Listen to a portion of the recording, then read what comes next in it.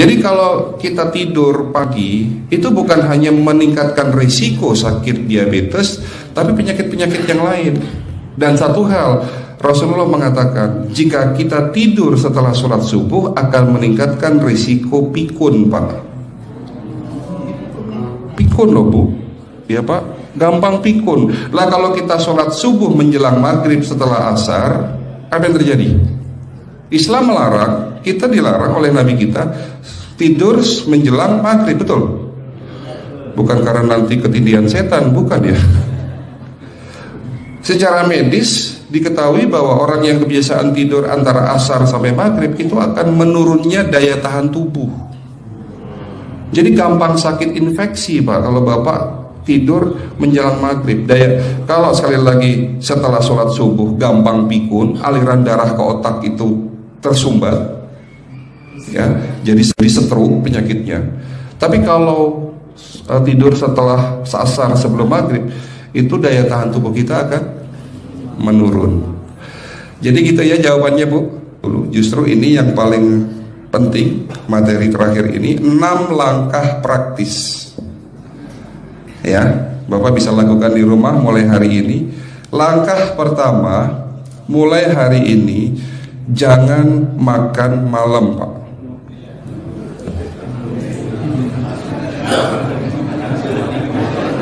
Ya, ala bisa karena biasa. Memang awalnya sulit, yang sudah kebiasaan makan malam itu sulit. Alasannya nanti nggak bisa tidur, Dok, betul ya? Nanti perutnya kembung, mual dan sebagainya. Itu karena kebiasaan. Dulu pun saya begitu. Tapi kalau sekali-sekali boleh, Pak. Misalnya diundang hajatan gitu, tetangga ada yang kawinan hajatan, ya udah apa-apa, menghargai itu makan malam. Tapi sekali-sekali itu. Tapi kalau tiap hari ini yang nggak boleh, betul ya, Pak?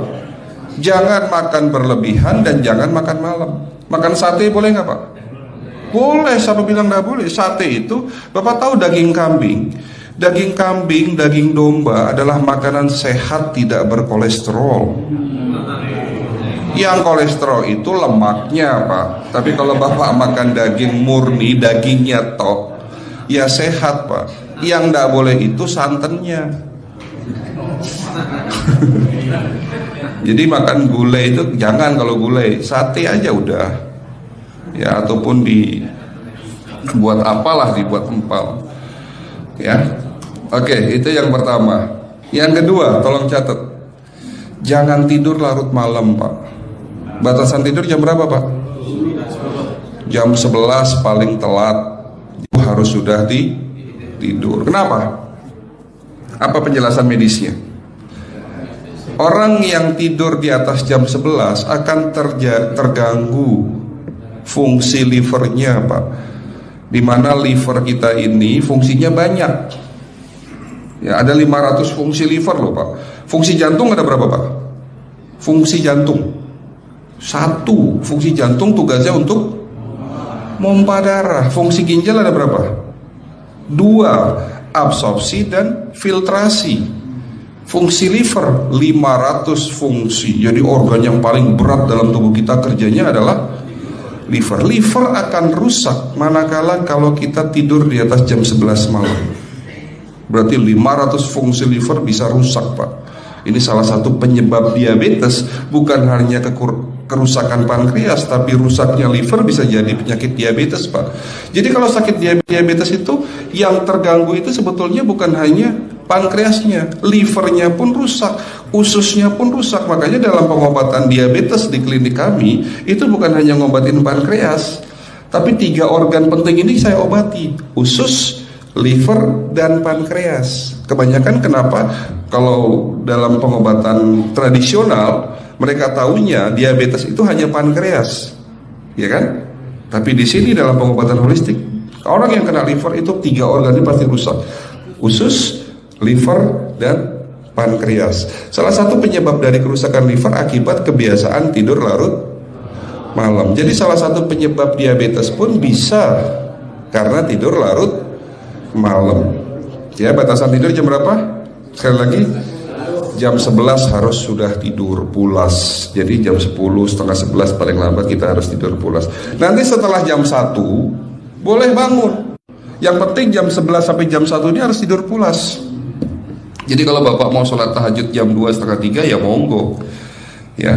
Oke, itu yang kedua. Yang ketiga, air putih Pak dijaga 2 liter sehari. Bagaimana cara minumnya yang baik? Rasulullah sudah ngajarin kita ada 6 sunnah. Harus duduk, pakai tangan kanan, seteguk demi seteguk, membaca basmalah di saat minum, diakhiri dengan alhamdulillah, kan begitu. Ya, pagi hari minum 1 gelas, bangun tidur sebelum sholat subuh. Setelah sholat subuh boleh teh, tapi juga dibilas dengan 1 gelas air putih.